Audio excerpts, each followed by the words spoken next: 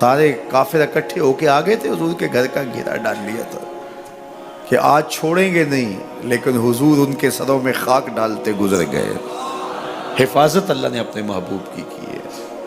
بلکہ حضرت علی المرتضیٰ کو بستر پہ لٹایا، علی میرے بستر پہ سو جاؤ، امانتیں دے کے تم بھی صبح آ جانا۔ حضرت علی بھی سو گئے، حضور کی حفاظت تو ہے ہی ہے، حضرت علی بھی سو گئے۔ جب صبح اٹھے تو انہوں نے دیکھا یہ تو علی المرتضیٰ ہے۔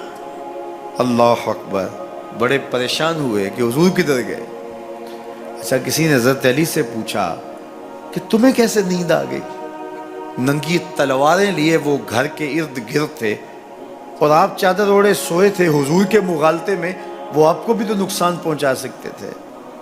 تو حضرت علی نے کہا حضور نے کہا تھا علی میرے بستر پہ سو جاؤ، صبح اٹھنا، امانتیں دینا اور مدینے آ جانا۔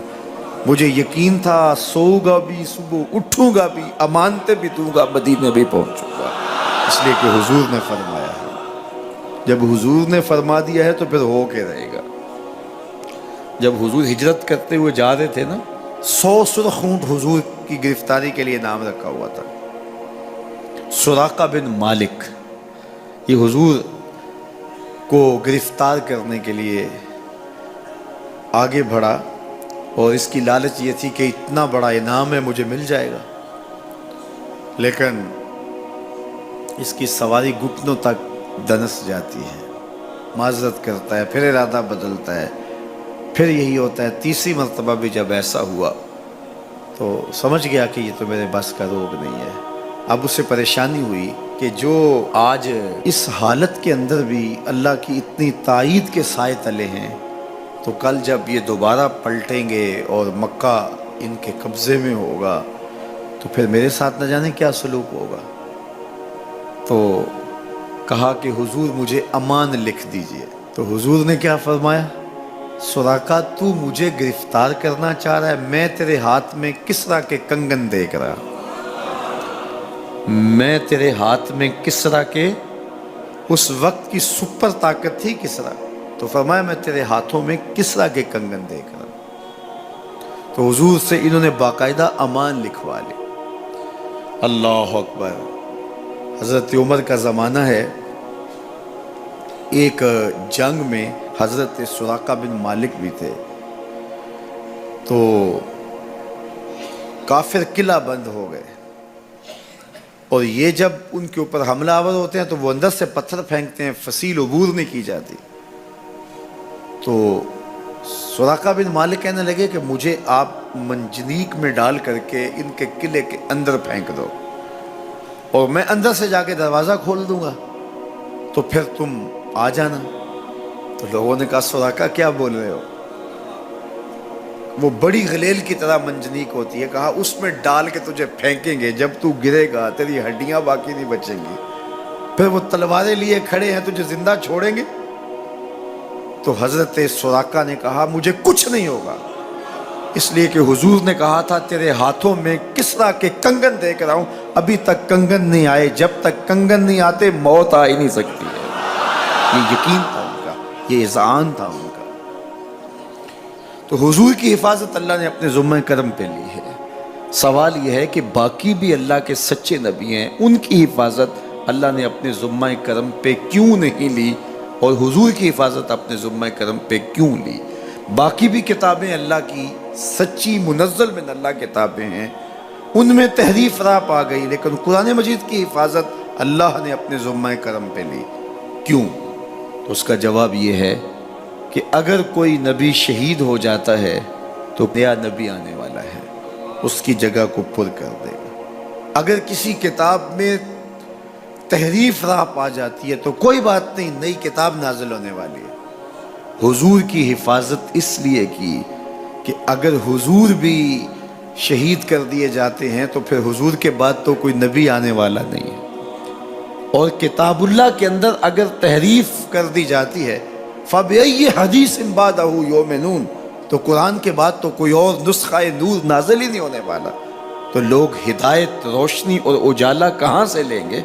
اس لیے اس کتاب کو بھی باقی رکھا گیا اور مصطفیٰ کی بھی حفاظت فرمائی گئی۔ حضور کے آنے کے بعد اتمام دین ہو گیا. انا خاتم النبیین لا نبی بعدی، میں آخری نبی ہوں، میرے بعد کوئی نبی نہیں ہوگا. اور میں نے عرض کیا 100 آیات قرآنیہ، 210 احادیث اور صحابہ، تابعین، ائمہ اور بزرگوں کے ہزارہ اقوال اس میں موجود ہیں. سبحان الذی اسری بعبدہ، جس نے اپنے بندے کو سیر کرائی، من المسجد الحرام الی المسجد الاقصی، اللہ اکبر، مسجد حرام سے مسجد اقصی تک. مسجد حرام سے اس سفر کا آغاز ہوا ہے. ام ہانی کے گھر میں حضور استراحت کر رہے تھے، دروازہ اندر سے بند کیا ہوا تھا، اور جبریل امین کو حکم ہوتا ہے میرے محبوب کو سر عرش لے کے آؤ. تو جبریل حاضر خدمت ہوئے تو دروازہ بند پایا، عرض گزار ہوئے مالک کیا کروں؟ کہا کہ تو نے دروازے کو دستک نہیں دینی کہ میرا محبوب تیرے لیے اٹھ کے دروازہ کھولے. اللہ اکبر. تو مالک کیا کروں؟ کہا چھت سے سوراخ کرو. اور جبریل نے چھت سے سوراخ کیا اور وہاں سے سمٹ کے حضور کے قدموں میں آ بیٹھے. صحیح حدیث میں آتا ہے جبریل کے 600 نوری پر ہیں، ایک پر کھولے تو شرق سے لے کے غرب تک، شمال سے جنوب تک پھیل جائے. اور اتنے بڑے بڑے 600 پر، تو 600 پر جس جسم پہ ہوں گے وہ جسم کتنا بڑا ہوگا. معراج کی شب چھوٹے سے سوراخ سے آیا، دنیا کو بتایا کہ محبوبوں کے در پہ آئیں تو بڑے ہو کے نہیں، چھوٹے ہو کے آیا کرتے. تیرے ہندیاں سندیاں محبوبہ، اگر آپ کی توجہ ہو تو، تیرے ہندیاں سندیاں محبوبہ، میں کافر ہوا جے میں ہوا. اپنے وجود کی جب تک نفی نہیں نہ کی جاتی کچھ ملتا ہی نہیں ہے. جبریل سمٹ کے حضور کے قدموں میں آ بیٹھا. محبوب اب بھی سوئے ہوئے ہیں. اللہ اکبر. تبارک اللہ، شان تیری تجھی کو زیبا ہے بے نیازی. کہیں پہ جوش لن ترانی، کہیں تقاضے وصال کے. کوئی کوہ طور پہ جا کے کہہ رہا ہے رب ارنی انظر الیک، مالک دیکھنا چاہتا ہوں نقاب اٹھا دے. جواب ہوتا ہے نہیں نہیں تم نہیں دیکھ سکتے. اور ادھر محبوب سویا ہے، جبریل حاضر خدمت کھڑا ہے. محبوب اٹھو، رب انتظار کر رہا ہے. وہ جبریل قبل قدمہ، میرے محبوب کے قدم چوم لے. تو جبریل نے اپنے کافوری ہونٹ حضور کے قدموں پہ رکھ دیے. قبل تفعیل ہے، تفعیل کثرت ماخذ چاہتا ہے، یعنی اس کا معنی یہ نہیں کہ ایک بار چوم، اس کا معنی ہے بار بار چوم. تو جبریل حضور کے قدم چوم رہے ہیں. بشر پہ چادر تان کے ستا، نور چمے پہ اتلیاں. بشر پہ چادر تان کے ستا، نور چمے پہ اتلیاں. جس دی خاطر سجیاں ہویاں نے عرش بری دیاں گلیاں. بشر تے اگے وددا ہی جاوے، نوری رہ گیا تھلے. جس ویلے انہوں ود دیاں ویکھیا، آکے بلے بلے بلے. کوئی حد ہے ان کے عروج کی، بلغ العلاب کمال. حضور علیہ السلام کو ام ہانی کے گھر سے حتیم میں لایا گیا. صحیح حدیث ہے. حتیم میں لا کر حضور کے صدر انور کو چاک کیا گیا، اور قلب اطہر حضور کے سینے سے نکال کر کے ایک تشتری میں رکھ کے آب زمزم سے غسل دیا گیا. اور حضور فرماتے ہیں یہ سارا منظر میں کھلی آنکھوں سے دیکھ رہا ہوں. حضرت امام بدر الدین عینی علیہ رحمہ عمدۃ القاری شرح صحیح بخاری کے اندر لکھتے ہیں کہ جو ہی حضور کے قلب اطہر کو دیکھا تو جبریل اشش کر اٹھے. انہوں نے لفظ کیا کہے، قلب وقیع فیہ عینان تبصران و اذنان تسمعان. واہ واہ، کیسا دل ہے جس میں 2 آنکھیں ہیں جو دیکھتی ہیں، 2 کان ہیں جو سنتے ہیں. حضور کا دل عام لوگوں کے دلوں کی طرح نہیں ہے. اعلیٰ حضرت نے جو قصیدہ سلامیہ لکھا ہے، جو عموماً مساجد میں نماز جمعہ کے بعد پڑھا جاتا ہے، تو اس میں آپ نے ایک تو حضور کے معجزات کا ذکر کیا ہے، اور دوسرا اس قصیدہ سلامیہ میں حضور کے ایک ایک عضو بدن پہ سلام پڑھا ہے. کبھی انگلیوں پہ سلام، نور کے چشمے لہرائیں دریا بہیں، انگلیوں کی کرامت پہ لاکھوں سے. کبھی ہاتھوں پہ سلام، ہاتھ جس سمت اٹھے غنی کر دیا، موج بحر سماحت پہ لاکھوں سلام. کبھی بازوؤں پہ سلام، جن کو بارے 2 عالم کی پرواہ نہیں، ایسے بازو کی قوت پہ لاکھوں سلام.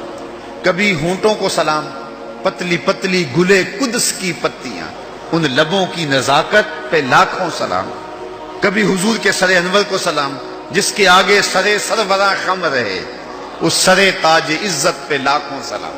ایک ایک عضو بدن پہ سلام پڑا ہے، تو ایک ایک عضو پہ سلام پڑھتے پڑھتے جب اعلی حضرت حضور کے دل پہ آئے تو اعلی حضرت کا قلم رک گیا۔ اور اب اعلی حضرت کی یہاں بولی دیکھیے، یہاں آئے تو بولے دل سمجھ سے ورا، ایک ایک عضو کی بات کی ہے، احادیث بھی ملتی ہیں، اب حضور کے دل کے بارے میں کیا لکھوں؟ اعلی حضرت بولے دل سمجھ سے ورا، مگر یوں کہوں غنچائے راز وحدت پہ لاکھوں سلام۔ یہ اللہ کے رازوں کا امین ہے حضور کا قلب اطہر۔ اللہ اکبر، کائنات کی سب سے بڑی حقیقت حضور کا قلب اطہر، وہ دل جس میں خدا کے جلوے سموئے ہوئے ہیں۔ اللہ اکبر۔ حضور فرمایا تنام عینایا ولا ینام قلبی، لوگوں سنو، میری آنکھیں سوتی ہیں، میرا دل نہیں سوتا۔